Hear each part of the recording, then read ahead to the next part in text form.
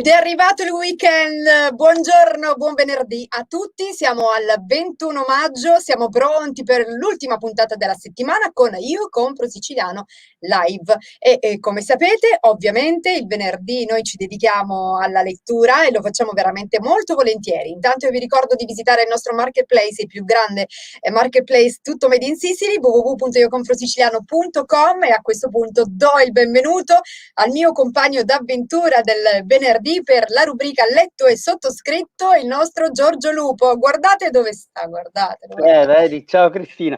Io non Giorgio. voglio così No, esagerare. Giorgio, Aspetta, non però ne devo sa... capire. Ecco, questo No. è esattamente dove sto in quest'istante. Quindi Guarda, io Giorgio. direi che possiamo anche chiudere la diretta perché io proprio ormai sono nella pace dei sensi.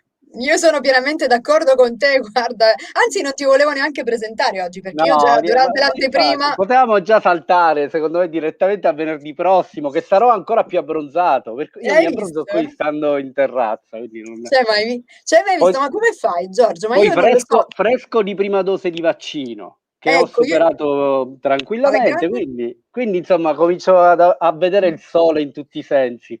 Io Bello, domani inizierò a vedere il sole in tutti i sensi, a ottimo, partire da ottimo, domani. bello, Quindi, bello. allora, Giorgio, ti metto da parte perché oggi non ci Ok, voglio parlare con te. niente, Oggi... niente.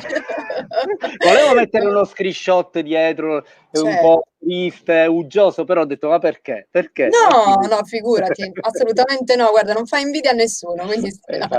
va bene. Allora, letto e sottoscritto la rubrica del venerdì. Oggi, siccome è una puntata tutta al femminile, volevamo, devo dire, proprio cancellarti da questo venerdì, da questa rubrica. Ma Ero andreste benissimo senza di me, quindi il fatto che io ci sia è un accidente del No. destino, non è una necessità. No, no, è una vera e propria necessità, è un vero bisogno, quindi a te la parola perché abbiamo due bellissime ospiti oggi. Vai. Assolutamente. Cominciamo con il primo, Cristina Marra. La rendiamo visibile. Ciao Cristina. Ciao, Cristina Buongiorno. la presento brevemente e poi ovviamente le lascio la parola. Cristina è il nostro primo ospite, non scrittore, scrive anche, però è il primo ospite che in qualità di ospite perché è una promotrice culturale di straordinaria capacità ed energia, è alla base, all'origine di veramente di una serie di festival importanti che hanno portato una serie di esperienze legate soprattutto al noir nel sud Italia. È una delle figure che ho circuito, inseguito, perché non ci conoscevamo e mi interessava molto quello che faceva, e devo dire che poi alla luce delle prime chiacchierate che ci siamo fatti, lei è diciamo interessante e bella come gli eventi che organizza, non poteva ovviamente che essere così. grazie. Vabbè, Quindi diciamo simpaticamente che l'hai stalkerizzata abbastanza, come al ecco. solito, ma si Alla sa, fine ho ormai, ceduto. no, ma ormai si sa che io col mio entusiasmo straripato ogni tanto eccedo, insomma, però questo lo faccio in buona fede, almeno questo. Che Allora, benvenuta Cristina, Cristina. Grazie, intanto, grazie dell'invito. intanto Cristina, mi piaceva che ci parlassi un po' dell'origine della tua attività di promozione culturale, soprattutto il Festival di Cosenza, che se ricordo bene, dedicato al noir, è datato 2012, quindi Sì, cosa non assolutamente scontata nel centro-sud in quel periodo. Dimmi, sì, raccontaci un po'. assolutamente. Sì, vabbè, intanto vi racconto proprio brevemente la mia passione per il genere poliziesco, che insomma, nasce dalle mie letture giovanili e che poi sono riuscita a trasformare in una vera e propria attività, in un lavoro. Perché le mie passioni per questo genere di lettura le ho trasferite anche nella mia tesi di laurea, che ha anche un che di siciliano, perché ho fatto una tesi di laurea in lingue straniere, dedicandola alle influenze anglosassoni sul giallo spagnolo, fino all'avvento di Manuel Vázquez Montalbán, quindi fino alla novella negra. E ho avuto il piacere E di da lì a conoscere camminare. il grande Manolo proprio in Sicilia, al premio Vittorini, gli ho fatto un'intervista che poi ho messo in appendice alla mia tesi di laurea, quindi ho iniziato da lì un mio percorso che poi mi ha portato a diventare giornalista culturale e ad approfondire sempre di più le mie conoscenze del genere noir, giallo, poliziesco, diciamo in generale. Quindi ho collaborato con librerie, con riviste specializzate, con quotidiani anche insomma, della mia regione, io sono calabrese. E da lì è iniziato il mio percorso, perché nel 2012 ho avuto la grande opportunità di essere il direttore artistico e la conduttrice del primo Festival del Giallo del Sud, che era il Festival appunto del Giallo della città di Cosenza, che io ho organizzato e presentato per 2 edizioni, quindi 2012 e 2013. E devo dire che sono veramente stata contenta di aprire, no, al sud il genere giallo e il noir, che già soprattutto nel centro, soprattutto nel nord d'Italia, aveva già delle città di appartenenza importanti. Sì, il Festival di Cosenza era un festival, devo dirti, coinvolgente, perché si svolgeva in 3 giornate. Con la presenza di tantissimi studenti al mattino, quindi delle vere e proprie lezioni di giallo, con incontri pomeridiani con i lettori e poi con una commissione tra fiction letteraria e fiction televisiva, grazie alla presenza di attori di serie TV tratte da romanzi gialli. Quindi così è iniziato un po' il mio percorso in questo mondo, e da lì poi ho collaborato con tanti altri festival come presentatrice oppure come direttore artistico, e poi man mano sono scesa sempre più verso sud, verso poi la mia amata Sicilia, perché anche in Sicilia insomma ci ho messo io lo zampino giallo e noir, perché da 7 anni io metto la bandierina appunto gialla e nera alle Isole Eolie, a Lipari, con il Lipari Noir Festival, con delle serate in location particolari e suggestive dell'isola,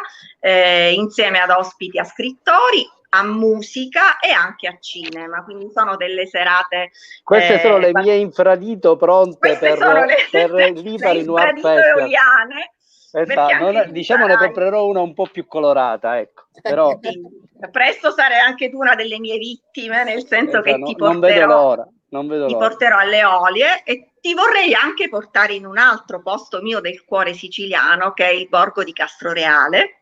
Perfetto, lì è in montagna, quindi dovrò cambiare scarpe, però io mi preparo. Montagna, anche la vista Eolie, vista insomma panorami particolari. Anche lì insomma dall'anno scorso sono il direttore artistico del Castroreale Mystery Festival, che abbiamo fatto Cristina, in digitale, devi sapere che spero quest'anno di farlo in presenza almeno una parte. Quindi un po' questo è il mio percorso. Poi ci ho messo lo zampino anche a Viterbo con Ombre Festival, e quindi dirigo l'Arena Faletti. Insomma, dai, il mio percorso. No, ma poi devi sapere, Cristina, in questo caso Ruffino, che sì. Lei ha poi l'abitudine di fotografarsi abbracciata a vari scrittori, e ormai io quella fotografia me la sogno. Ho già photoshoppato un paio di foto in cui mi abbraccio a te a prescindere, però dopo quelle photoshopate io voglio l'originale a Lipari, proprio ho raggiunto quello.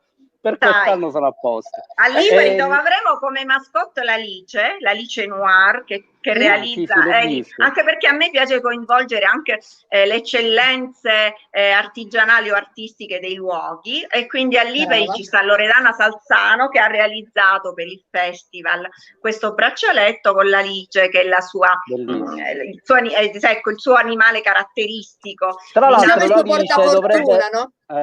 E poi l'Alice dovrebbe stare attenta, perché vicino c'ha un gatto di lana cotta, come è evidente che sia. Esatto. Ridiamo perché il fatto che esistessero i gatti di lana cotta l'ho scoperto circa 26 secondi fa, quindi me lo sono rivenduto immediatamente. E chi è Ma come si gatto? chiama il gatto? Ecco. Allora, intanto è una gatta e si chiama Ombra. E lei invece è la mascotte dell'altro festival che vi dicevo, organizzo e conduco a Viterbo, che si chiama Ombre, un festival molto grande, e io mi occupo solo dell'arena letteraria che abbiamo intitolato a Giorgio Faletti. E Ombra mi accompagna sul palco, insomma sta con me, anche perché come me condivide la passione per gli animali dentro i gialli e i noir. Ecco. Quindi io do voce a Ombra e quindi faccio anche domande agli ospiti relative ai ruoli dei loro animali nei gialli, e poi lanciamo anche degli appelli, sai, soprattutto d'estate, contro l'abbandono degli animali. Insomma, cerchiamo dal palco, ecco, di aiutare anche gli animali in difficoltà. Io non voglio dire quello che ha detto fuori diretta il nostro Giorgio Lupo sulla piccola tenera gattina che ha Cristina. No, non lo anche dico. perché deve confermare l'invito all'Ipari Noir. Dopo lo ridirò, ma prima no. Prima negherò qualsiasi cosa io abbia detto di sconveniente. Okay. Ancora rimane un mistero la mascotte di Castroreale, perché non avendo fatto ancora il festival in presenza, ancora Castroreale vi lascio con la curiosità di scoprirlo. Ne riparleremo, ma sarà sempre un animaletto a quattro zampe? Diciamo di sì. Ci stiamo lavorando. Stanno cuocendo la lana per fare l'animaletto di lana cotta, quindi andrà cotta questa lana. Ma poi a Castroreale ci stanno anche degli animali veri, ci sta un cane, una gatta che che mi accompagneranno anche quando riuscirò a fare questi percorsi per il borgo insieme agli ospiti. Quindi brava, bellissimo. Gli animali mi accompagnano sempre. Siamo d'accordo, ci piace. Una domanda da un minuto, compreso la risposta. Come hai visto, Cristina, cambiare, se è cambiato il mondo del noir siculo, in questo caso, che tu conosci bene, dal 2012 in poi, o in generale il noir del sud, ecco? Guarda, devo dire che la Sicilia è stata, continua ad essere una fonte inesauribile di produzione di romanzi gialli, cioè dagli inizi, da Ezio Del Rico negli anni 30, che è stato appunto un po' il padre del giallo siciliano, anche se è considerato il Simenon della Sicilia, perché le sue ambientazioni erano parigine, erano ombrose, erano appunto nebulose, come lui spesso diceva. In Sicilia c'è stata sempre una continua evoluzione.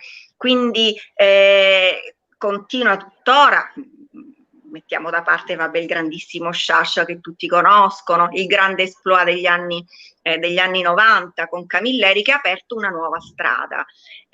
Secondo me la strada nuova del giallo siciliano è proprio anche quella della contaminazione, perché nel giallo siciliano ci sta giornalismo d'inchiesta, ci sta anche appunto lotta alla criminalità raccontata in un certo modo, ci stanno tradizioni, misteri antichi che ritornano, ci stanno commistioni tra il linguaggio italiano e il linguaggio siciliano, e quindi secondo me una delle caratteristiche principali del giallo siciliano è questa sorta di contaminazione sempre in evoluzione, fino ai nomi tuttora in classifica.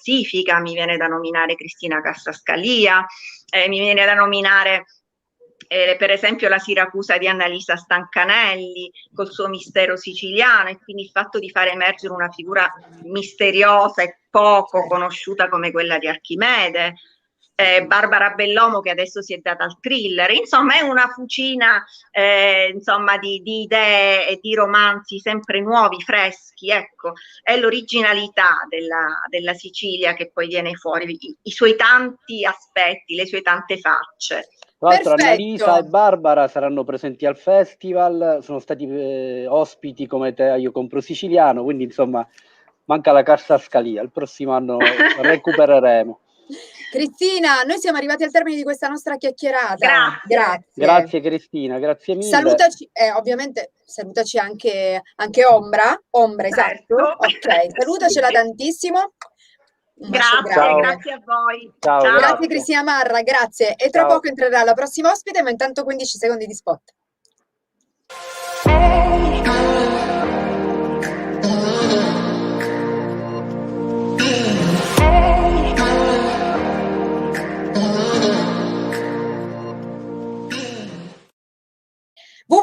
iocompro.siciliano.com, il più grande marketplace made in Sicily. Giorgio, la prossima ospite, te la presentazione. Sì, la prossima è Oriana Ramunno. Ciao Oriana, che si collega direttamente da Berlino, per cui veramente siamo forse la più lontana geograficamente sicuramente tra gli ospiti che abbiamo avuto. Amica, grande scrittrice con un curriculum interessante, innanzitutto perché ha fatto qualcosa che coincide con il mio, quindi io spero che questo sia di mio auspicio, egoisticamente parlando, che ha vinto il premio Pretes Magazine. È stata pubblicata nel 2018 con romanzo Amori Malati su Giallo Mondadori, tra le altre cose sinteticamente evidenzio questa, e poi l'ultimo, il recentissimo Il bambino che disegnava le ombre, edito Rizzoli, che tra l'altro è già in pubblicazione con HarperCollins UK nel mondo anglosassone, per cui è già un primo attestato importante. Ciao Oriana. Ciao Giorgio, intanto ti invidio tantissimo. Ecco. Fatelo dire. Anche io. Ma è finto, No, ma è finto. Io in verità sono nella mia stanza e piove. Sì, bene, guarda.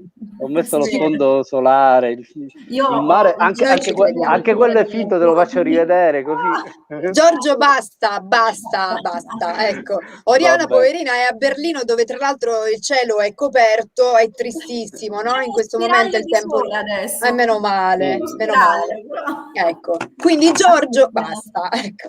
Allora, chiacchierata con Oriana. Giorgio. Introduciamo come sempre accade con i libri, ogni libro ha un mondo, brava, questa è la copertina, ogni libro ha un mondo da raccontare, ogni mondo ha una emozione, una sensazione, per cui entriamo in una storia che è una storia difficile, complicata, sicuramente difficilissima da scrivere. Parla di un'indagine portata avanti da Hugo Fischer all'interno del campo di Auschwitz. Siamo nei giorni delle orrende aberrazioni naziste. Oriana, io ti chiedo, difficilmente parlo della trama, non abbiamo il tempo, ma poi non amo in generale parlare delle trame. Le trame si leggono attraverso i libri. Io invece volevo chiederti, mi piacerebbe capire dove hai tratto la forza di rappresentare una storia così e di raccontarla nel modo come l'hai raccontata. Io ho avuto la sensazione che non fosse frutto soltanto di un'analisi e di una ricerca storica, ma ci fosse qualcosa di più profondo, e volevo capire se è vero, se anche il tuo vivere a Berlino ti ha in qualche modo influenzato o aiutato in questa ricerca emotiva, oltre che storica. È stato difficilissimo, hai detto bene, nel senso che comunque emotivamente è un tema molto difficile da trattare. Difficile sia perché scatena delle emozioni particolari, di empatia nei confronti dei personaggi che vai a mettere su carta, sia il sapere che sono eventi storici realmente accaduti. C'è poi la componente che per me è stata veramente quella che mi ha messo di più alla prova, del dover trattare con delicatezza un tema come quello della Shoah, perché non è un tema che si può prendere e trattare senza appunto le dovute cautele. Quindi è stato un romanzo che mi ha messo davvero tanto alla prova. E quanto ha contato Berlino? Berlino ha contato tanto, perché comunque mi ha dato l'opportunità di avere delle fonti su cui lavorare, quindi dei documenti, per esempio io mi sono servita qui a Berlino del Topografia del Terrore. Se magari un giorno verrete in visita a Berlino vi consiglio di visitarlo, perché oltre a essere un museo davvero interessante è anche un centro di studi perenne sugli orrori del nazismo. Significa che ci sono tutta una serie di studiosi che ogni giorno studiano documenti semisconosciuti, nel senso che vengono continuamente desecretati. C'è anche una componente in questo libro molto molto che mi lega tantissimo, diciamo, al tema, perché mio zio è un sopravvissuto al lager nazista, quindi io da lui ho appreso tutta una serie di racconti sulla sua detenzione nel lager di Norimberga. Lui nel 1943, che peraltro è l'anno in cui si ambienta il libro, venne catturato a Durazzo e portato appunto in un lager. E i suoi racconti mi hanno sempre un po' stimolato, diciamo, alla ricerca, quindi poi appunto questa componente sentimentale mi ha portato a studiare sempre di più. Ho avuto anche la fortuna all'università di approcciarmi alla Shoah in maniera più accademica, però diciamo è sempre stato un qualcosa di personale, una spinta personale a capire, soprattutto non soltanto a studiare cosa è successo, ma ecco, a capire perché è successo, perché è proprio il perché che è importante, no? Se riusciamo a capire perché, non che cosa, ma perché è successo, allora magari riusciamo anche a evitare in futuro che l'umanità rifaccia certi sbagli. Difficile, perché continuano questi sbagli, purtroppo noi come umanità continuiamo a inciampare perennemente, non impariamo tantissimo dal passato, però è importante, soprattutto alle nuove generazioni, passare la memoria, per fare in modo che comunque in qualche modo si cerchi di non farli questi sbagli, di non rifarli. Poi parlare, secondo me, nei libri, non solo di Shoah, ma in generale di ciò che la storia diciamo, è importante perché sta finendo l'era del testimone. Non abbiamo quasi più testimoni di quello che è successo nel passato recente. Per cui che noi scrittori, o comunque giornalisti, ma chiunque faccia cultura, continui a perpetrare questa memoria è fondamentale, secondo me. Io vorrei sapere, ti ha trasformato un po' scrivere questo libro? Sì, tantissimo, perché finché studi la storia hai un passo indietro, no? Non sei proprio dentro. Quando devi prendere un personaggio e farlo vivere e dargli delle caratteristiche, renderlo reale e soprattutto metterti nei suoi panni, allora diventa veramente complicato perché devi cominciare a ragionare con la sua testa. Io poi, peraltro, il protagonista di questo romanzo è un nazista, per cui ho dovuto fare anche, per me è stato molto difficile soprattutto quel passaggio, mettermi nei panni di una persona che faceva parte del partito e capire come ragionava, perché non si opponeva, per tornaconto personale, quindi cominciare anche a ragionare in termini egoistici. Non è stato facile, però il risultato arriva con forza, arriva anche senza edulcorazioni forse a tratti eccessive in altre cose che ho letto simili. Diciamo che hai reso crudemente ciò che crudo era, non poteva che essere così. Ma non potevo fare altrimenti. Anche per rispetto a ciò che è stata la realtà. Quindi era soprattutto una forma di rispetto, ecco, non ho voluto eccedere perché non diventasse non è morboso, con il senso della misura. Sono gli eventi che sono di per sé aberranti in maniera talmente enorme da sembrare finti, no? Ma questo è ciò che è accaduto. C'è un aspetto nel libro che si intuisce, la posizione dei nazisti non conniventi, ma dei nazisti quasi inconsapevoli o addirittura quelli che hanno subito a loro volta ciò che successe. È un tipo di nazismo, un tipo di realtà che viene raccontata poco. Ce ne puoi parlare? Sì, perché noi siamo portati sempre a ragionare in termini di stereotipi, no? Quindi per noi il tedesco era tout court nazista. E invece nella Germania nazista esistevano anche i tedeschi che non erano sfegatati sostenitori di Hitler, ma in qualche modo dovevano far parte del meccanismo, perché opporsi significava comunque finire a loro volta in un lager, no? Ci sono stati tanti oppositori del nazismo che sono stati appunto deportati. E io ho voluto appunto dare una visione più ampia di quello che era il tedesco all'epoca, quindi non fermarmi al nazista cattivo che appoggia Hitler, ma cercare di capire come una persona comune si potesse ritrovare iscritta al partito. Perché in questo caso il mio protagonista è criminologo, quindi può operare nella criminalpolizia solo se è iscritto al partito, e però non condividerne gli ideali. E l'ho voluto calare addirittura poi in un luogo come quello appunto del campo di Auschwitz, così aberrante da spiattellargli in faccia quello che stanno facendo i suoi connazionali, e quindi capire come un tedesco di questo tipo potesse approcciarsi a quale potesse essere il terremoto interiore provocato dal conoscere la realtà.